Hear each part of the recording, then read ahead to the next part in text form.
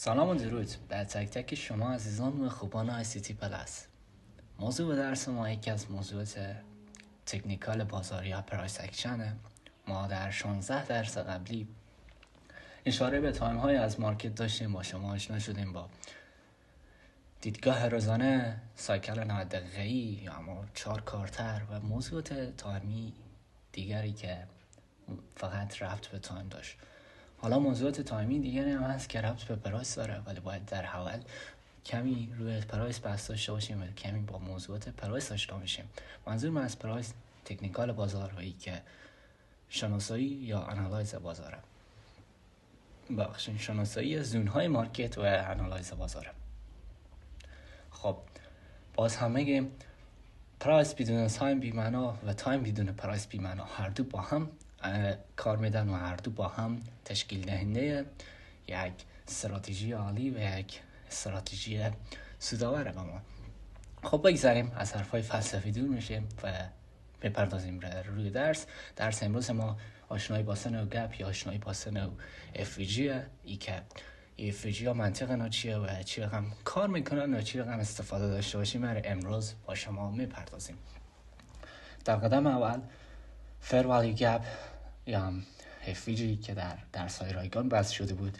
افویجی گفته بودیم که وقتی که قیمت در یک سمت حرکت میکنه و شدت حرکت او ترند باعث ناتوازنی قیمت در بازار میشه. ببینین این سه کندل سرخ یک ناتوازنی ایجاد کردن که در این قسمت کسایی که آردر بای یا سفارش بای داشتن باز نکرده و فقط برای سلرها حاکم بوده و ناتوازنی درست کرده که باید مارکت چیکار کنه؟ با پر کردن این گپ ها و پر کردن این ناتوازنی مجددا ترند خور ادامه بده. خب دیدگاه ما معمولا از افویجی چیه؟ وقتی که افویجی پر میشه مارکت ترند پس ادامه بده.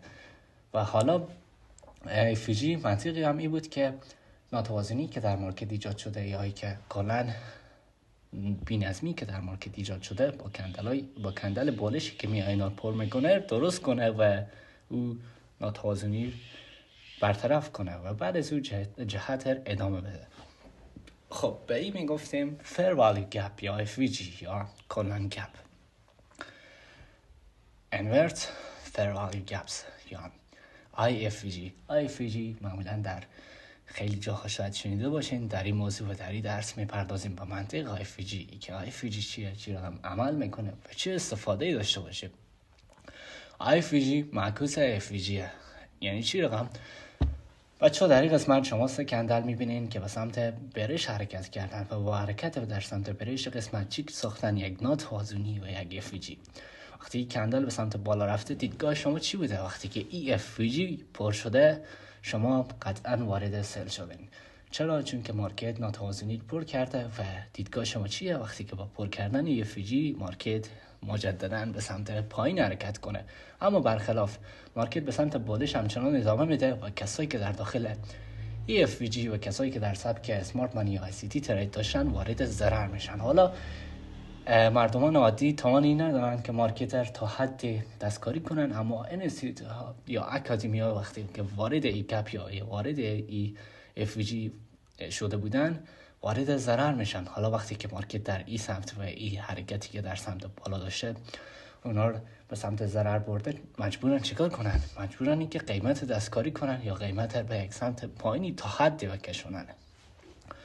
حالا زونی که اونا وارد ای FVG شده بودن مجددا تکرار میکنن و مارکت رو به ای FVG میرسانن با FVG که احترام نشده و از واردران میکشن و مارکت مجددا ترند ادامه میده. خب شفافتر میگم وقتی که مارکت این رقم رسیدش داشته و این قسمت یک FVG درست کرده و دیدگاه شما چی بوده؟ ای که در داخل ای FVG وقتی که وارد شد شما وارد سل بشین، اما مارکت برعکس به سمت بالش حرکت میکنه و با MSS یا مارکت استراکچر شفتی که در این قسمت درست میکنه به سمت بالش حرکت میکنه. پس کسایی که در داخل ای FVG وارد ترید بودن وارد ضرر میشن. زونی که مارک میکنین ای FVG که احترام نشده بوده و مارکت وقتی که در این زون میرسه سعی به این میکنه که ایزونر احترام کنه. معمولا از ایزونا وقتایی که استفاده میکنه در دیستریبیوشن ها یا حرکت های اصلی مارکت باشه، چون که در منیپولیشن ها ممکنه که کار نده و همچنان ترپ بشین.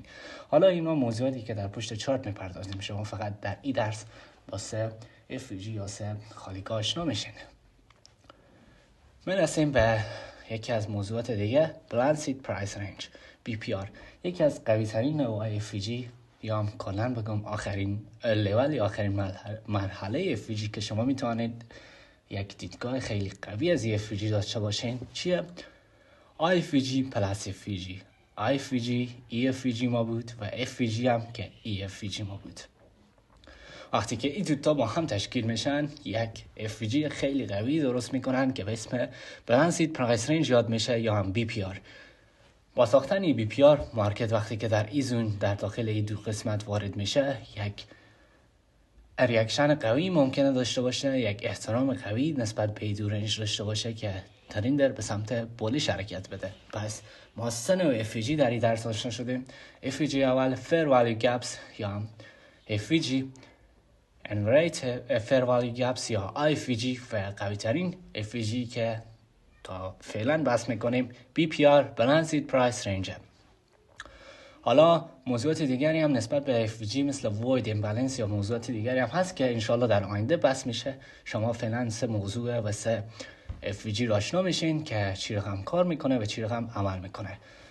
موضوع اول وقتی که وارد میشد و ناتوازنی رو حل میکرد پس ترند ادامه داد. موضوع دوم وقتی که کسایی که در داخل این FVG ترپ شده بودن دوباره در قیمت بریک ایون به در میکرد پس ادامه میداد.